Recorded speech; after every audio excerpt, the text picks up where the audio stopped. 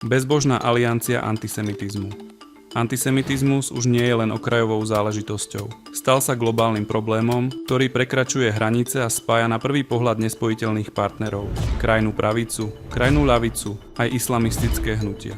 Čísla sú šokujúce. Od októbra 2023 do septembra 2024 zaznamenala Liga proti hanobeniu v USA viac ako 10 000 antisemických incidentov, čo je trojnásobok oproti predchádzajúcemu roku. Veľká Británia hlásila v roku 2023 rekordných 4103 prípadov, pričom po útoku Hamasu 7. októbra nastal nárast o 589%. Historický nárast zaznamenali aj štáty ako Francúzsko, Kanada, Austrália a Argentína. Toto spájanie síl nie je náhoda, má svoje korene v minulosti.